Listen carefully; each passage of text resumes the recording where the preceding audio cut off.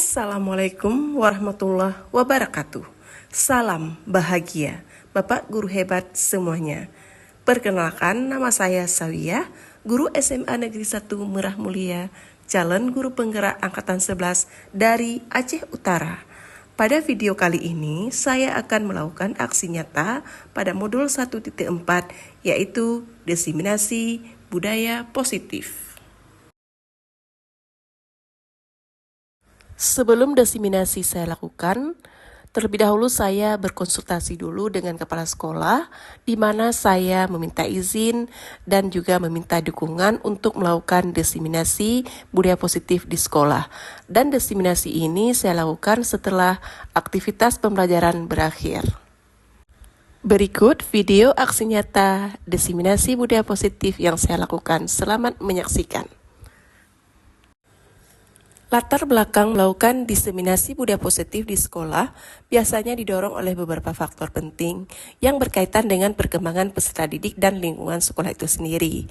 Adapun latar belakangnya adalah 1. Meningkatkan lingkungan pembelajaran. Budaya positif di sekolah membantu menciptakan lingkungan yang kondusif bagi pembelajaran. Ketika siswa merasa aman, dihargai, dan didukung, mereka cenderung lebih termotivasi dan lebih baik dalam proses belajarnya. 2. Pembentukan karakter siswa. Diseminasi budaya positif adalah salah satu cara untuk membentuk karakter siswa melalui budaya positif, seperti kerjasama, toleransi, disiplin, dan rasa tanggung jawab. Siswa dapat mengembangkan nilai-nilai moral dan etika yang kuat. Nah, yang ketiga, pencegahan perilaku negatif. Dengan mengedepankan budaya positif, sekolah dapat mencegah munculnya perilaku negatif seperti bullying, kekerasan, dan tindakan tidak etis lainnya. Diseminasi budaya positif bertujuan mengarahkan siswa ke perilaku yang lebih baik. Keempat, penguatan hubungan antar siswa, guru, dan orang tua. Dengan budaya positif, membantu memperkuat hubungan antara siswa, guru, dan orang tua. Mereka dapat berkomunikasi secara terbuka dan saling menghargai, menjadi dasar dari hubungan yang baik yang berkontribusi pada kesejahteraan seluruh komunitas sekolah. Yang kelima, persiapan menghadapi tantangan sosial. Dengan menginternalisasi budaya positif, siswa lebih siap menghadapi tantangan sosial di lingkungan sekolah, bahkan di luar lingkungan sekolah. Mereka belajar bagaimana berinteraksi dengan berbagai macam orang dan dengan cara yang sehat dan juga produktif.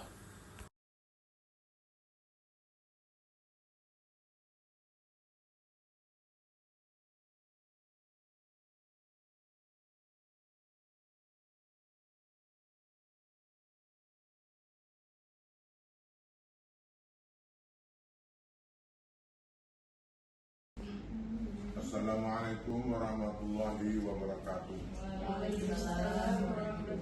Syukur alhamdulillah, pada hari ini kita masih beri kesempatan untuk mengadakan pembukaan diseminasi calon guru penggerak SMA Negeri 1 Merah Mulia. Yang saya hormati Bapak Ibu semua, sebagai hari ini saya sebagai kepala sekolah membuka acara diseminasi ini. Selanjutnya, saya serahkan kepada Bapak Ibu selaku peserta berapa orang? 3P, 6 orang 3P. Bapak Ibu, dengan adanya diseminasi ini kami selaku pimpinan ada peningkatan mutu pembelajaran di SMA kita. Nah, dengan adanya bertambah lagi anggota kita guru penggerak, apalagi dengan adanya acara diseminasi ini yang temanya budaya positif oleh para calon guru penggerak. Jadi demikian saja pembukaan ini. Secara resmi saya nyatakan dibuka acara diseminasi calon guru penggerak dengan diharapkan bisa menimbulkan budaya positif di sekolah kita.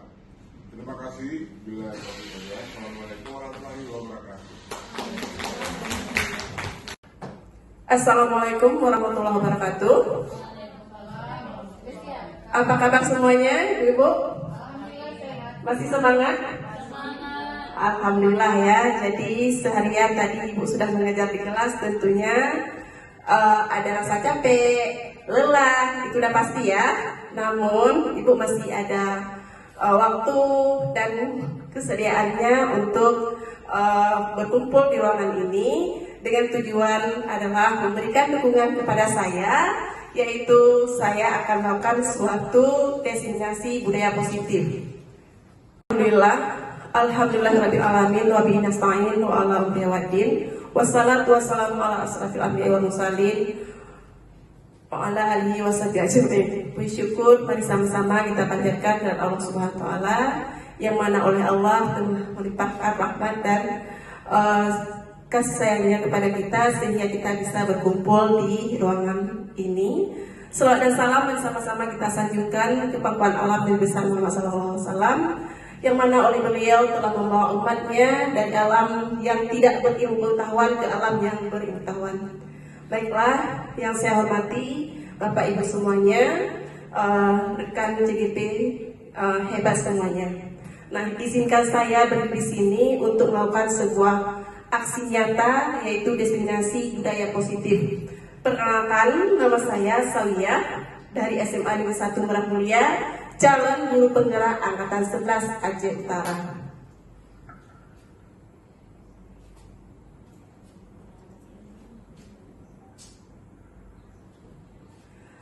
Tujuan di sini adalah menyampaikan sebuah diseminasi positif, diseminasi yaitu budaya positif. Nah, sebagaimana Bapak Ibu yang telah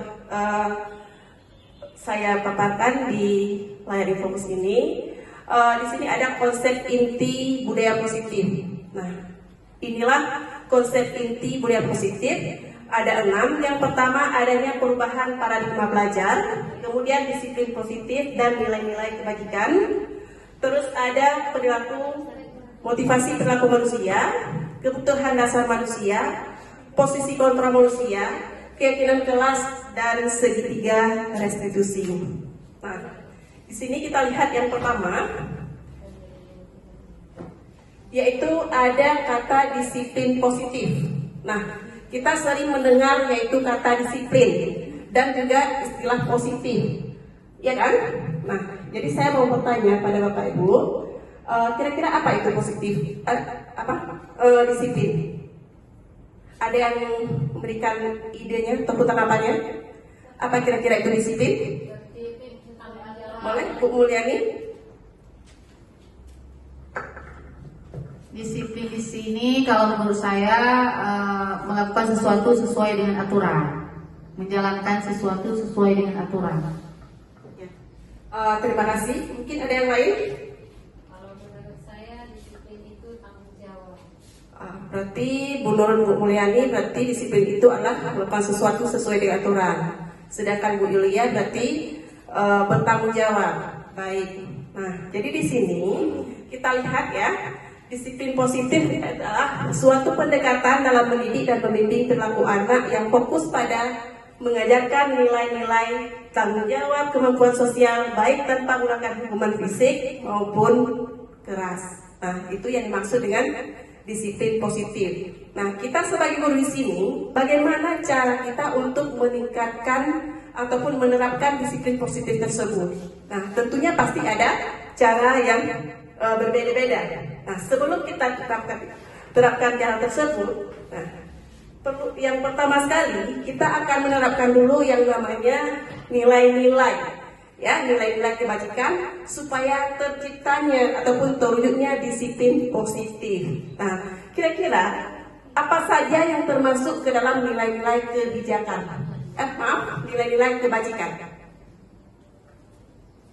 Ya, jujur, ya, itu salah satu nilai kebajikannya ya. Ada lagi? Tanggung jawab, gotong royong, saling menghargai. Ada lagi?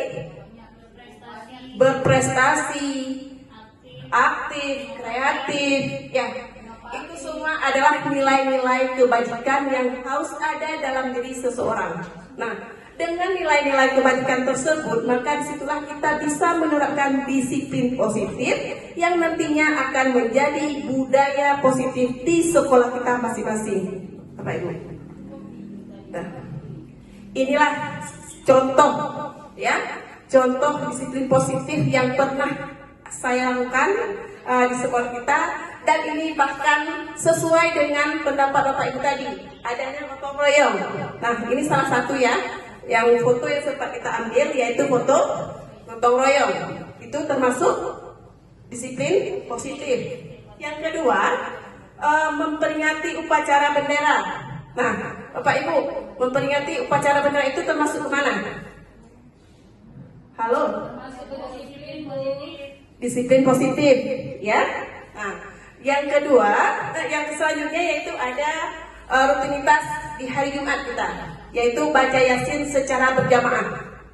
Nah, itu juga merupakan salah satu disiplin positif yang kesemuanya ini menjadi budaya positif yang akan kita lakukan di sekolah kita masing-masing.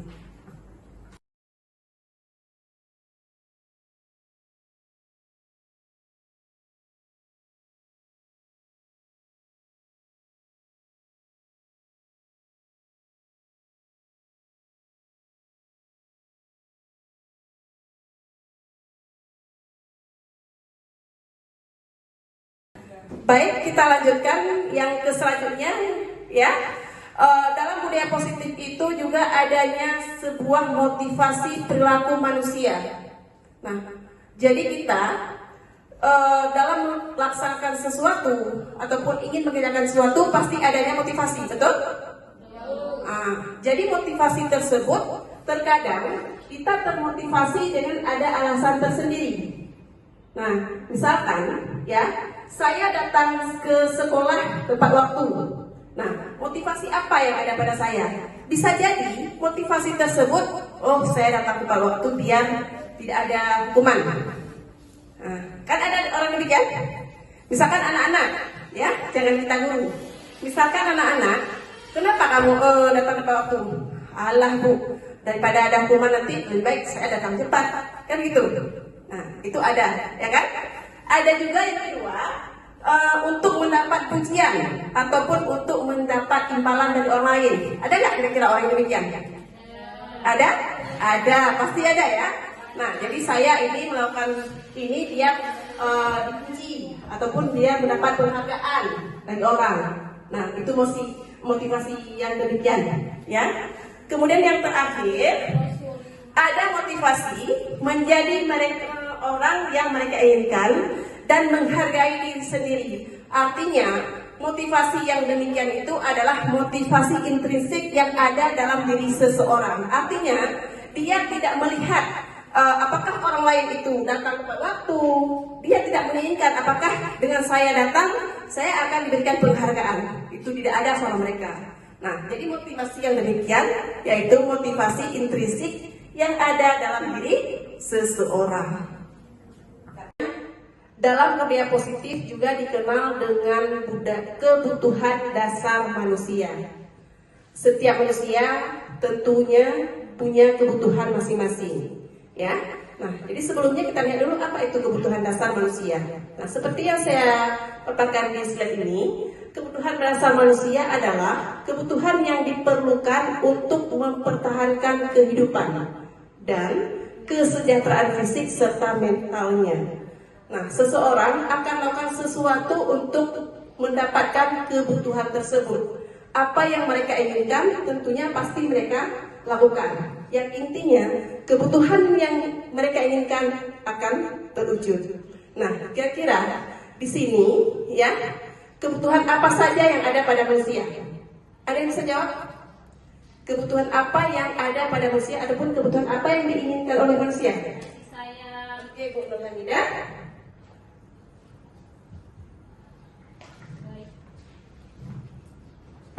Terima kasih atas kesempatannya. Menurut saya manusia ini banyak kebutuhannya, Bu. Ya, ada yang butuh makan, butuh minum, membutuhkan kesehatan juga. Ya, benar ya. Jadi manusia itu banyak sekali kebutuhannya. Ataupun sering kita dengar manusia itu banyak nafsunya. Nah, itu salah satunya, ya kan? Nah, kebutuhan. Jadi seperti yang disampaikan tadi, manusia itu butuh makan. Nah, untuk apa? Untuk bisa bertahan hidup tentunya, ya kan? Butuh minum. Nah, sekarang kita lihat ada 5 kebutuhan dasar manusia tersebut. Nah, kita lihat ya, kebutuhan dasar manusia ini yang pertama, kebutuhan bertahan hidup. Nah, kebutuhan bertahan hidup itu seperti yang disampaikan oleh rekan kita barusan, yaitu butuh minum, butuh makan, tempat tinggal, benar. Nah, itu semua kebutuhan itu adalah untuk bisa kita melangsungkan hidupnya ataupun kebutuhan untuk bertahan hidup bagi seseorang. Seandainya, ini pertanyaannya ya, seandainya seseorang itu tidak makan, bisakah bertahan hidup? Akan mati ya. Tidak punya tempat tinggal, amankah mereka? Nah, jadi supaya kita bisa tinggal di tempat yang aman, ya tentu kita punya ataupun ingin memiliki tempat tinggal yang aman, nyaman. Yang kedua, kebutuhan dasar manusia yang kedua yaitu kasih sayang dan rasa diterima oleh orang lain. Nah, seseorang yang tidak ada yang bisa hidup tanpa orang lain, benar? Nah, tentunya kita membutuhkan orang lain. Nah, jadi kira-kira kebutuhan dasar kasih sayang dan rasa diterima itu oleh siapa? Oleh siapa kira-kira? Oleh lingkungan, oleh orang sekitar, ya kan? Nah, oleh orang-orang yang dekat dengan diri kita. Nah, yang ketiga, penguasaan. Nah, penguasaan itu penguasaan bagaimana yang maksud di sini? Jadi seseorang kan ada yang memiliki ataupun ada yang menguasai sesuatu. Nah, misalkan, ya, saya bisa memperbaiki ataupun memperbaiki aja ya, memperbaiki laptop misalnya. Itu sebuah penguasaan apa enggak? Ya, penguasaan itu juga termasuk dengan sebuah keahlian. Ya, benar ya. Berarti penguasaan itu sebuah keahlian yang dimiliki oleh seseorang, ya kan? Demikian juga dengan anak-anak didik kita. Nah, jadi kan anak-anak itu punya potensi yang berbeda-beda, ya, punya keahlian yang berbeda-beda. Nah, bisa jadi anak-anak itu, ya, penguasaannya di bidang IT mungkin, ataupun di bidang lainnya. Yang intinya semua orang pasti punya keahlian ataupun penguasaan yang berbeda. Baik, yang keempat, kebutuhan dasar manusia itu kebebasan. Manusia itu butuh kebebasan. Nah, kira-kira kebebasan yang bagaimana ya manusia? Keadaan di mana seseorang memiliki hak ataupun kemampuannya Keadaan di mana seseorang itu memiliki hak dan kemampuannya. untuk Ya. bertindak dan berbicara, bergaul ataupun bermain. Ya, terima kasih kepada Bu Lia. Berarti di sini mereka itu memiliki kebebasan untuk melakukan sesuatu, misalkan bermain, ya kan? Nah, tidak dikekang oleh yang lainnya. Nah, jadi mereka itu bebas berekspresi, ya, bebas berkreasi. Nah, tanpa ada hambatan ataupun tantangan yang lainnya. Yang terakhir yaitu kesenangan. Itu adalah kebutuhan yang terakhir. Tentu ya, kita di mana saja berada, pasti kita menginginkan sebuah kesenangan, ya kan? Nah, karena kalau manusia itu dalam ada masalah, kita bisa tahu bagaimana kondisi orang tersebut. Apakah dia kadang susah ataupun senang. Tapi kalau orang yang memiliki masalah, tentunya kesenangan ini bagaimana? Nah, tidak ada kan? Tidak ada pada orang tersebut, ya kan? Nah, bisa nggak kita bedakan? Misalnya ini, seseorang kita lihat dari raut wajahnya itu cemberut. Nah, kira-kira kebutuhan apa yang diinginkan oleh manusia tersebut? Itu keadaan perasaan emosional yang timbul pada seseorang tersebut sehingga nampak terlihat dari wajah, baik yang positif ataupun yang negatif. Ya, jadi dengan kita lihat berarti wajah yang cemberut, berarti karena mungkin emosionalnya, maka kebutuhan yang dibutuhkan oleh orang tersebut kebutuhan yang bagaimana?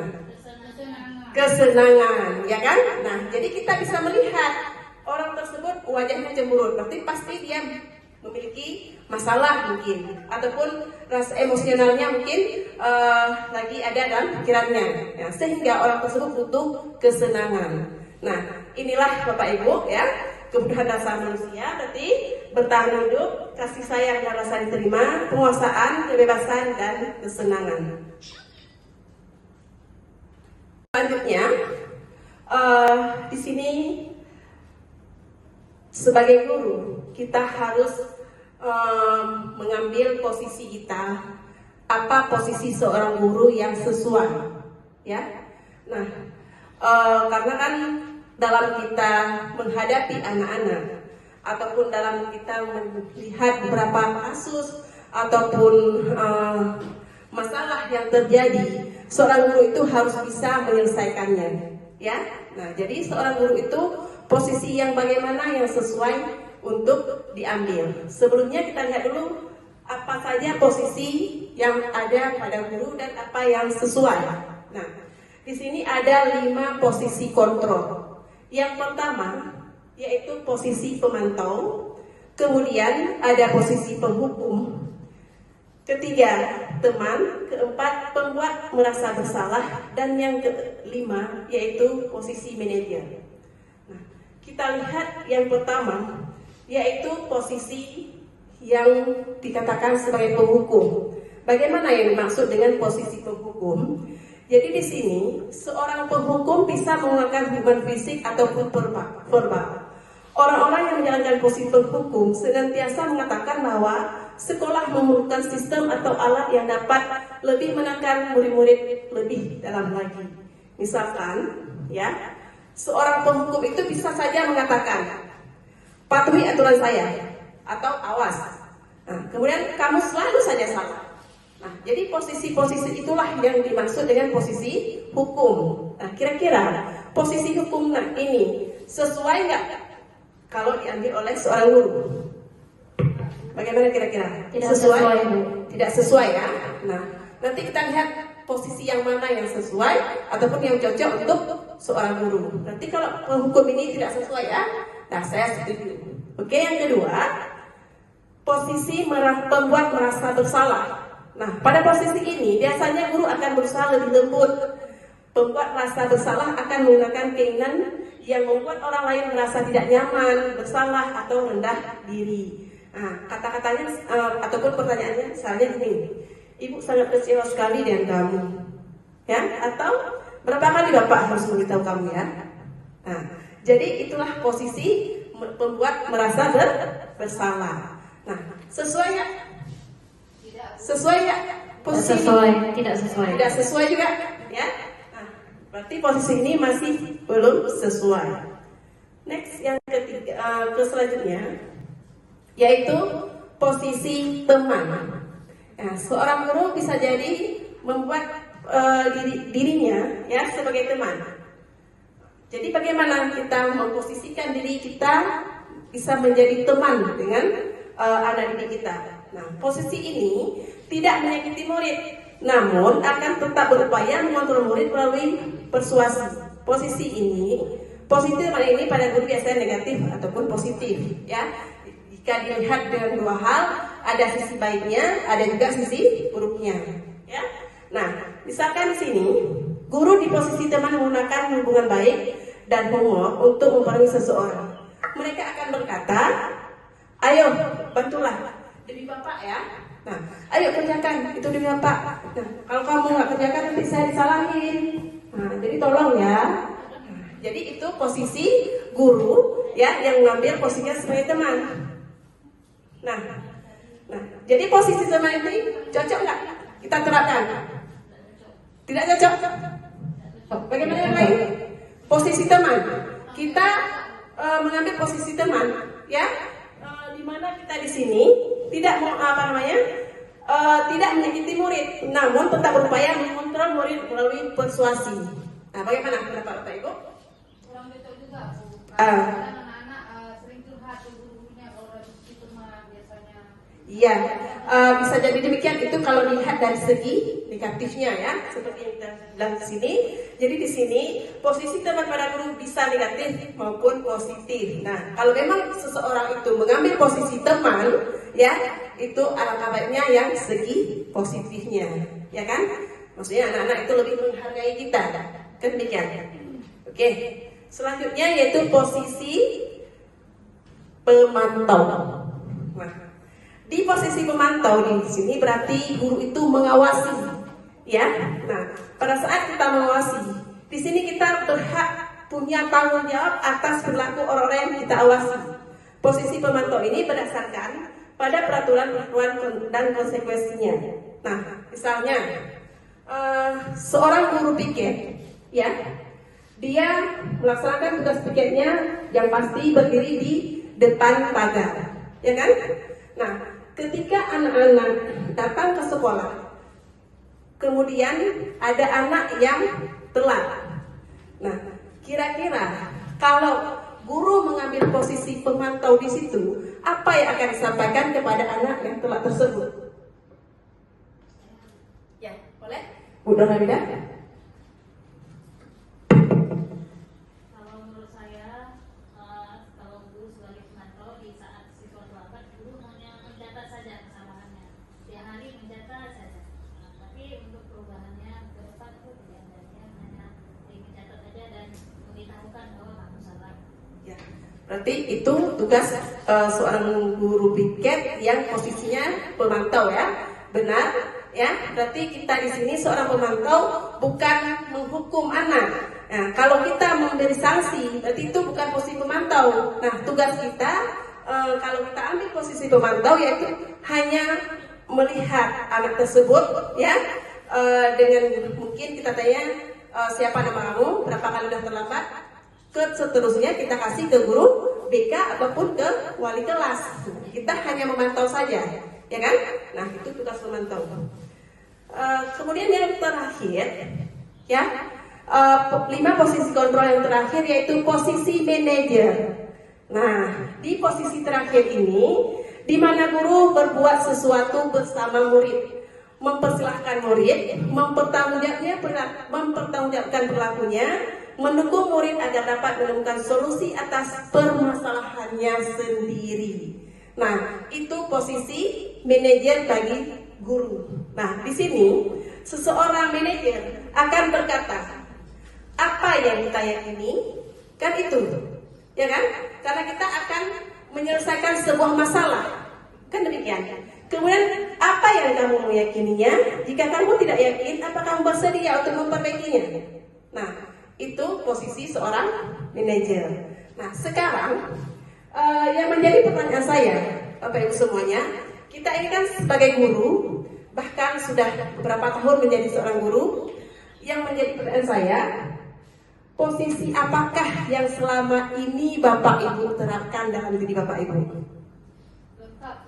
Dari kelima posisi tersebut, ya, ada teman tadi, kemudian ada pembuat rasa bersalah, pemantau, penghukum, juga manajer. Kira-kira ini dari hati ke hati, Bu? Ayo jujur. Iya, berarti ada penghukum dan pemantau, benar? Ya, kita lihat sendiri penghukum dan pemantau. Mungkin selama ini kita menjadi penghukum, bahkan menjadi pemantau. Kira-kira sudah benarkah? Sudah benarkah? Ada nggak rasa penyesalan mungkin kita selama ini, oh saya salah ternyata. Setelah kita mempelajari materi ini di modul 1.4 ini di budaya positif, yang kita sudah tahu bahwa ada 5 posisi kontrol yang harus ada 5 posisi kontrol. Nah, jadi karena ada Bapak Ibu tadi bilang bahwa selama ini sebagai penghukum, kemudian sebagai pemantau, ada nggak rasa penyesalannya? Sangat ya, iya benar ya. Jadi itulah kesalahan kita selama ini ya, kesalahan kita bersama. Mari kita sama-sama memperbaikinya Nah, jadi apa kira-kira posisi yang sesuai untuk guru? Ya, berarti posisi yang paling sesuai sebagai guru adalah posisi manajer, di mana kita harus dapat mendukung murid, menemukan solusinya, menyelesaikan masalah, ya, tanpa memberikan hukuman kepada murid kita. Baik,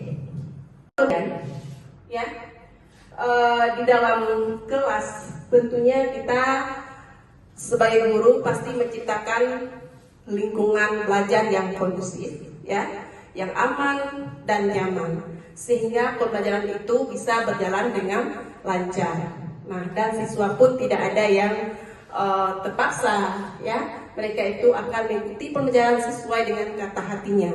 Nah, maka dari itu kita sebelum melanjutkan pembelajarannya, terlebih dahulu menciptakan dulu kesepakatan kelas ataupun keyakinan kelasnya, di mana keyakinan kelas tersebut nantinya akan dijalankan setiap muridnya sesuai dengan keinginan mereka sendiri. Nah, beda dengan peraturan.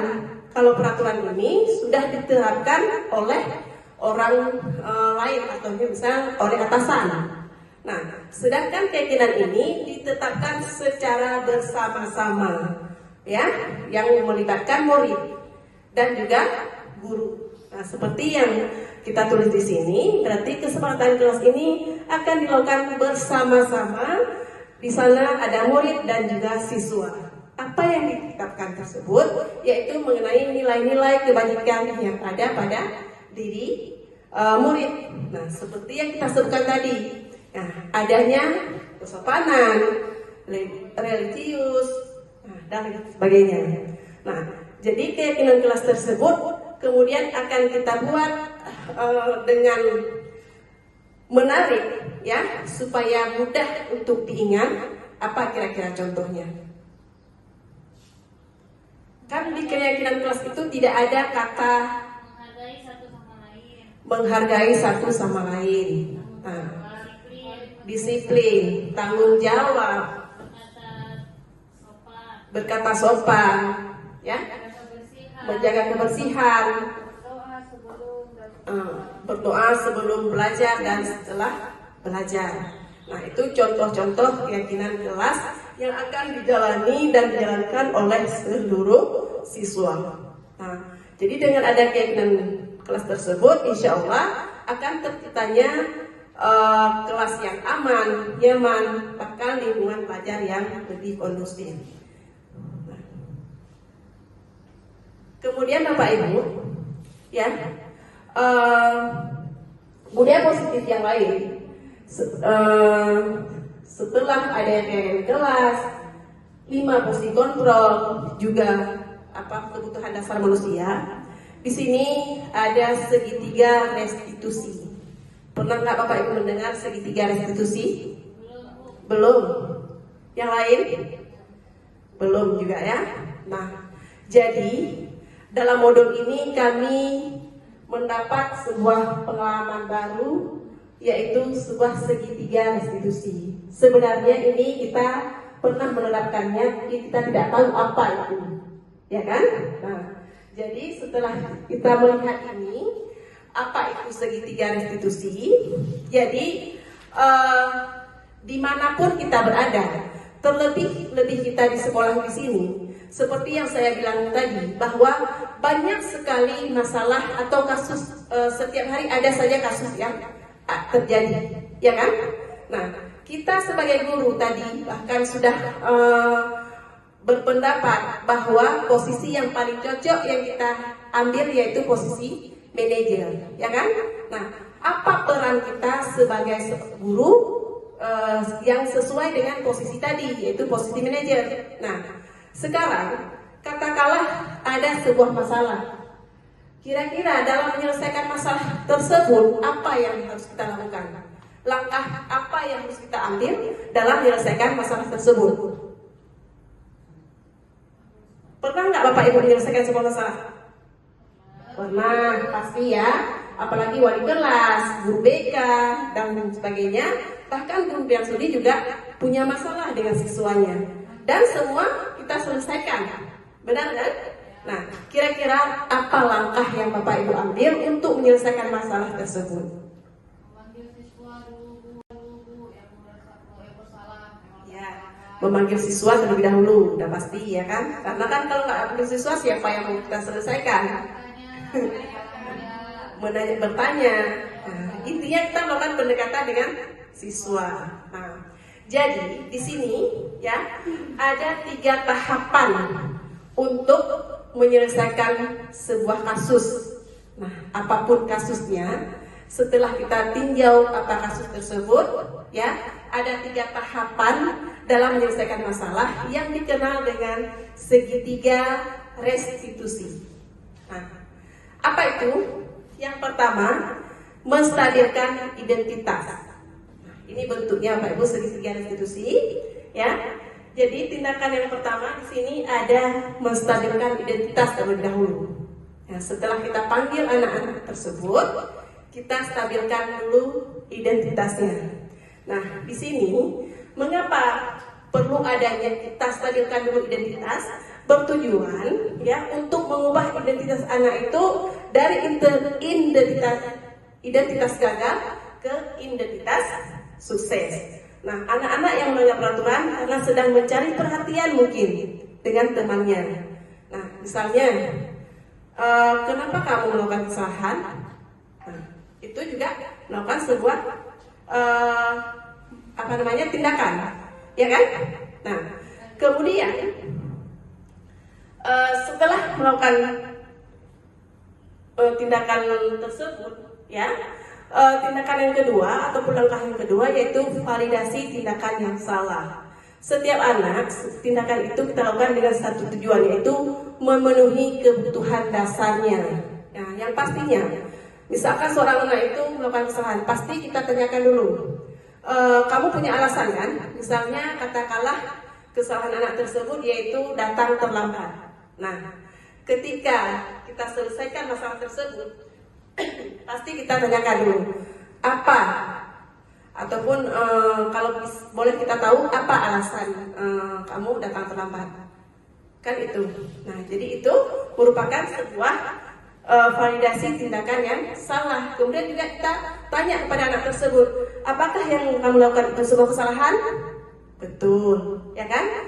Nah, karena dalam menyelesaikan masalah kita bukan mencari yang benar, ya, dan bukan mencari yang salah. Yang intinya kita menyelesaikan masalah tersebut tanpa menghukum seorang anak. Nah, itu tindakan yang kedua. Nah, jadi di sini ada beberapa kalimat yang boleh yang pantas ataupun yang seharusnya kita ajukan. Seperti yang saya tulis ini, kamu pasti punya alasan kan mengapa melakukan hal itu? Nah, itu kan bisa kita tanyakan. Nah, itu sudah termasuk ke validasi tindakan yang salah. Dan yang terakhir yaitu menanyakan keyakinannya. Nah, untuk apa kita menanyakan keyakinannya?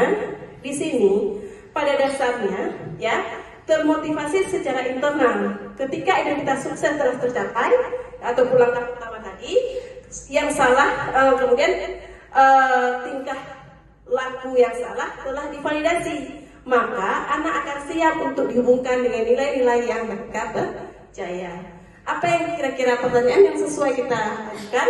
Nah, ini apa yang kita percaya sebagai kelas ataupun keluarga? Nah, kan itu salah satunya. Itu kan sesuai dengan masalah yang terjadi. Ini hanya sampelnya saja. Apa nilai-nilai umum yang telah disepakati? Misalkan tadi di kelas, ya kan? Nah, ketika anak-anak melakukan kesalahan, katakanlah telat tadi, apakah itu sesuai dengan keyakinan kelas kita? Kan itu kan? Nah, sesuai dengan masalahnya. Nah, sesuai Bu. Nah, itu berarti jawabannya salah. Berarti pasti dia menjawab, apakah kesalahan itu sudah sesuai dengan kesepakatan kelas kita? Tidak Bu. Apakah kamu mau merubahnya ataupun memperbaikinya? Tentu mau. Berarti di situ sudah ada 3 tahapan dalam menyelesaikan masalah. Berarti sampai ke menanyakan keyakinannya. Nah, di sini Bapak Ibu, saya telah menerapkan ya segitiga restitusinya, yaitu ada beberapa kasus. Ya, yang pertama di sini ada kasus dia terlambat. Nah, di mana ini seorang anak kelas 1 dia kedapatan terlambat beberapa kali, ya kebetulan di jam pelajaran saya. Jadi saya tanyakan apa alasan dia kenapa bisa terlambat, sehingga dia di jam pertama selalu tinggal materinya. Nah, ini salah satunya. Cuman di sini saya tidak memutar video, ya, mengingat waktu. Nah, yang kedua ada juga anak kelas 3. Karena kebetulan di jam pelajaran saya itu di jam terakhir. Tentunya anak sudah merasa jenuh. Bahkan ini setelah jam olahraga. Memang kita tahu bahwa setelah olahraga itu pasti suasananya panas, ya kan? Anak-anak itu kan perlu misalnya butuh istirahat, ya kan? Namun kalau dia belajar lagi mungkin agak ini. Walaupun demikian, tetap dia harus melanjutkan pelajarannya. Maka ini adalah kasus yang kedua yang pernah saya dapatkan dan pernah saya terapkan segitiga restitusi tersebut. Dan satu lagi ada, mungkin belum saya upload di sini, yaitu anak-anak yang saling membuli, ya kan? Nah, itu satu sama lain, sehingga setiap kasus yang ada tentunya kita menyelesaikan dengan segitiga restitusi tersebut. Nah,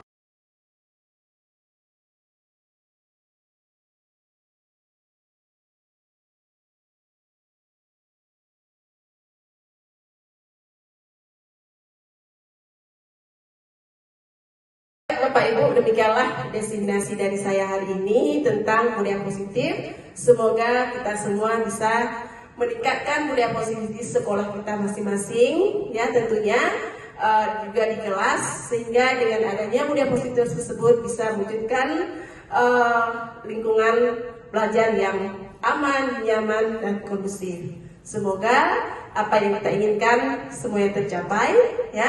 Terima kasih Bapak Ibu semuanya atas perhatiannya. Saya akhiri bila taufiq wal hidayah. Wassalamualaikum warahmatullahi wabarakatuh. Waalaikumsalam warahmatullahi.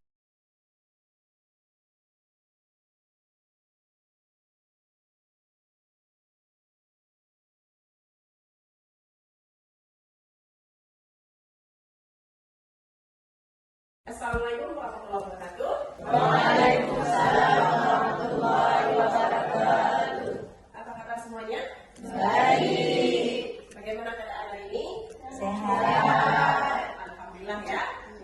Gimana kira-kira, masih semangat? Semangat. Nah, di antara kalian kira-kira ada nggak yang memberikan suatu motivasi? Apa kira-kira motivasi untuk hari ini? Ada kira-kira? Siapa? Ayo. Ada Bu? Ya, boleh. Kita apa motivasinya? Sukses itu butuh proses. Iya, sukses itu butuh proses. Nah, jadi kan semua kita ingin menjadi orang sukses, betul? Betul. Sukses itu adalah butuh proses. Jadi kalau misalkan kita tidak mengerjakan apa-apa, nggak mungkin sukses itu akan ada. Nah, jadi ini sekarang berhubung ini pertemuan pertama kita, ya, sebelum materi pembelajaran kita mulai, nah kita buat dulu kesepakatan kelas atau keyakinan kelas. Nah, supaya kenapa? Supaya dengan adanya keyakinan kelas ini bisa menciptakan lingkungan belajar yang kondusif, ya, menciptakan kelas yang aman, nyaman, sehingga pembelajarannya berjalan dengan lancar. Kemudian dengan keyakinan kelas itu juga kita bisa mengungkapkan nilai-nilai kebajikan yang ada dalam diri kita masing-masing. Bagaimana? Setuju? Setuju. Jadi ini kita rumuskan sama-sama ya. Kita rumuskan sama-sama sesuai dengan keinginan kita sendiri. Dan nanti akan kita jalankan, enggak? Akan kita jalani dengan sendiri. Ataupun akan kita jalani oleh kita masing-masing. Nah, sekarang Ibu ada post-it, ya. Tolong ditulis di sini kira-kira apa keyakinan kelas kita yang akan kita jalankan nantinya. Nah, ini saya kasih post-itnya juga, ya. Nah, ditulis sesuai dengan keinginannya. Apa misalkan yang kita diterapkan di kelas kita supaya memberikan kelas yang aman dan nyaman.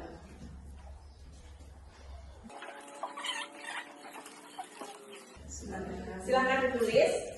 Kalau memang sudah ditulis, silakan kalian tempelkan di papan tulis. Nanti akan kita lihat bersama-sama ya.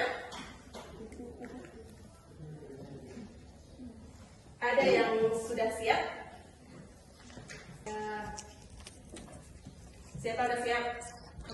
Saya Bu. Oke, Rizal sudah siap ya. Silakan ditempel Rizal. Ada lagi? Saya Bu, Kak Intan. Oke, Intan silakan ditempel. Yang lain juga kalau sudah siap ke depan ya, ditempelkan.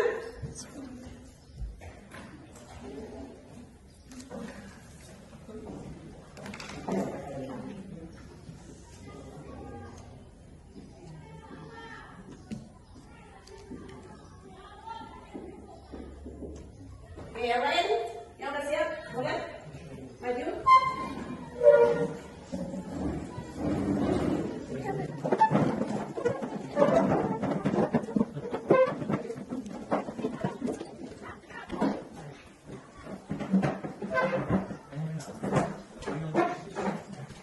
Sudah boleh ya? Ya. Baik. Sekarang tanya ya, apa kita bersama-sama dulu. Yang pertama di sini ada religius. Kita letakkan langsung dulu. Mungkin nanti ada beberapa orang yang tulis religius. Kemudian berkarakter. Berkarakter kira-kira masuk ke mana dia? Religius ya. Ini dia sama. Terus adanya buanglah sampah pada tempatnya. Kemudian datang tepat waktu.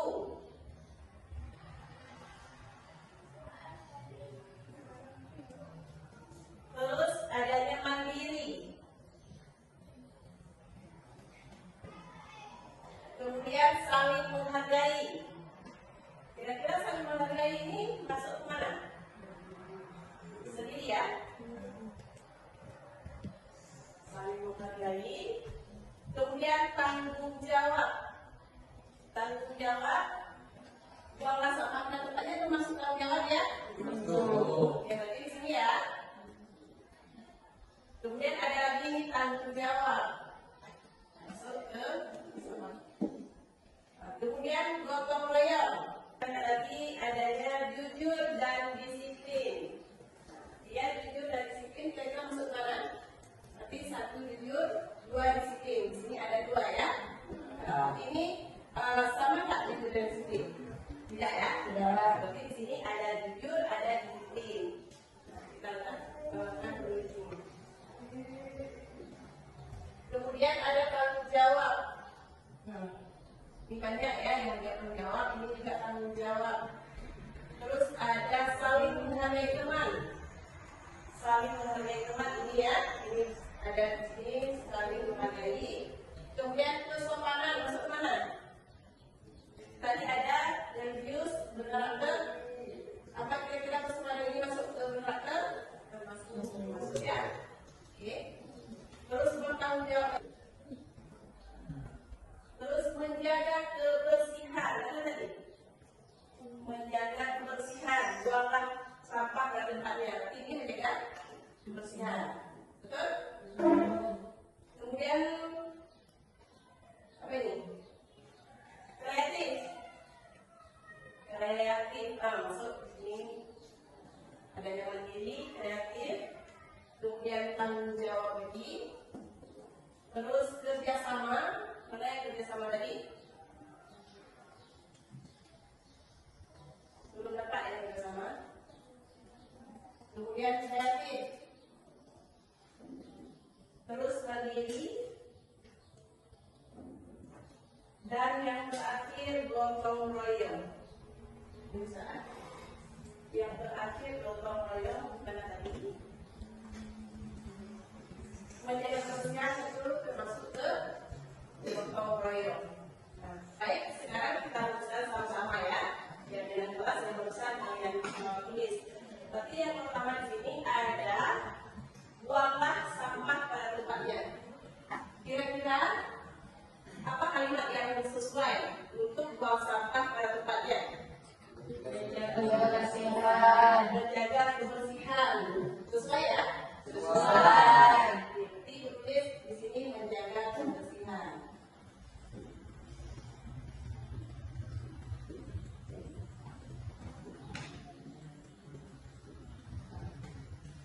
Kemudian ada juga datang tepat waktu. Untuk datang tepat waktu kira-kira apa kalimat yang sesuai? Disiplin. Bagaimana yang lain? Setuju ya? Yang kedua ini disiplin. Dan yang selanjutnya ada bertanggung jawab. Bagaimana, sudah sesuai kalimatnya? Sesuai ya, bertanggung jawab. Kita ubah together. Jadi kata tanggung jawab. Bagaimana? Tanggung jawab. Ya. Yang ketiga tanggung jawab.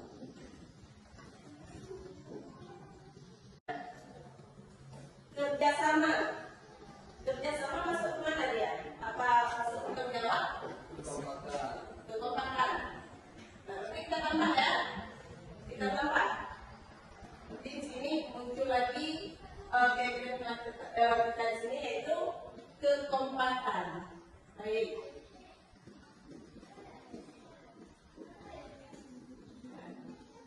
Nah, kemudian ada bersama berarti masuk kembali ke kekompakan ya, bagi tampil. Kemudian religius. Bagaimana kalimatnya? Sudah sesuai? Sesuai? Sudah sesuai ya. Kelima religius.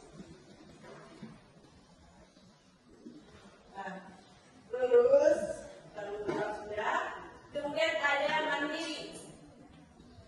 Sudah sesuai? Sudah sesuai. Enam, mandiri. Kemudian ada datang waktu sudah ada ya. Kemudian jujur. Jujur masuk kemana kira-kira? Masuk ke religius kan ya? Iya. Iya, masuk ya. Nah, berarti di sini kita nggak lagi tulis jujur, udah ke religius. Kemudian di situ ada kata istilahnya berkarakter, kita masuk ke religius. Kesopanan, ya. Berarti ini udah kita gabung menjadi satu, yaitu religius. Selain daripada kalimat yang sudah kita simpulkan di sini, kira-kira ada lagi? Ya, apapun saya ulang dulu. Yang pertama menjalankan kebersihan. Yang kedua disiplin, ketiga tanggung jawab, keempat kekompakan, kelima religius, keenam mandiri. Kira-kira ada nilai-nilai yang lain yang ingin kita terapkan di kelas kita? Berakhlak. Berakhlak. Kira-kira berakhlak. Apa kita gabung ke religius aja ataupun yang kita misalkan? Masuk ke religius saja ya. Nah, tapi kalau religius itu meliputi berakhlak, berkarakter, jujur, sopan, ya. Kita berarti ini kita gabung ke dalam satu kelompok yaitu religius. Nah, selain daripada kata itu apa kira-kira? Kreatif. Kreatif. Oke. Di kreatif belum ada ya? Belum. Kreatif. Bagaimana kira-kira cukup? 7? Cukup ya. Nah, tapi inilah keyakinan kelas yang sudah kita sepakati dan ini adalah dari kalian semua ya. Jadi semuanya ini akan dijalankan sesuai dengan keinginan masing-masing tanpa adanya paksaan ya. Jadi saya ulangi ataupun saya simpulkan bahwa keyakinan kelas 3 yang pertama menjaga kebersihan, yang kedua disiplin, ketiga tanggung jawab, keempat kekompakan, yang kelima religius, keenam mandiri, dan yang ketujuh kreatif. Nah, jadi itulah keyakinan kelas kita. Semoga kita bisa belajar dengan aman, nyaman, sesuai dengan keyakinan kelas yang satu-satu kita rumuskan.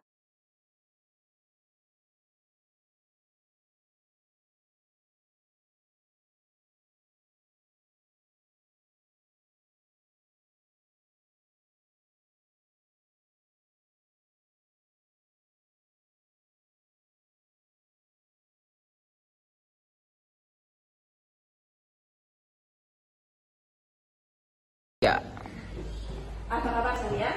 Baik, Bu. Syariah tahu kenapa Ibu panggil kembali? Tahu, karena saya membuat sebuah kesalahan. Apa kesalahan Syariah? Saya tidak masuk pas pelajaran Ibu kemarin. Iya, ya, jadi saya udah lihat Syariah nggak masuk di pelajaran saya ya. Berapa kali kan Syariah? 2 kali deh, Bu, kayaknya. Iya, betul 2 kali ya. Kalau boleh Ibu tahu kenapa alasan Syariah sehingga Syariah tidak masuk di pelajaran Ibu? Kebetulan Bu, kan kemarin pas hari itu kan suasananya panas.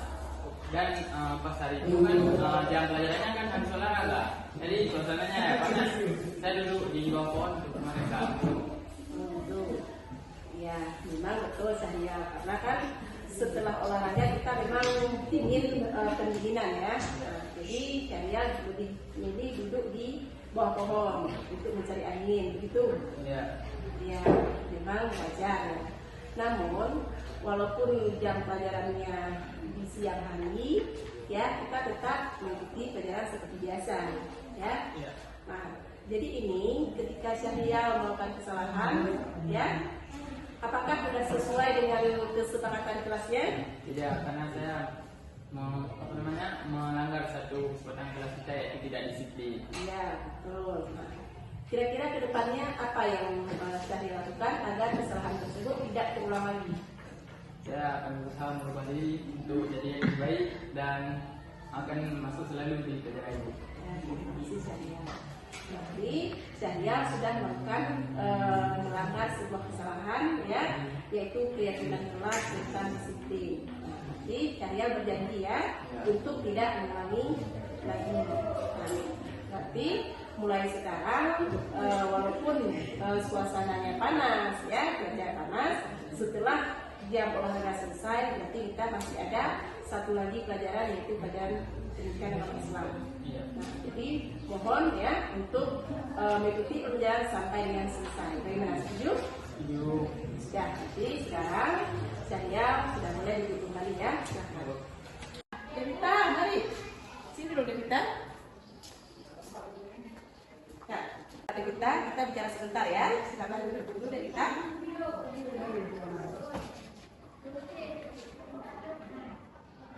Apa kabar Devita?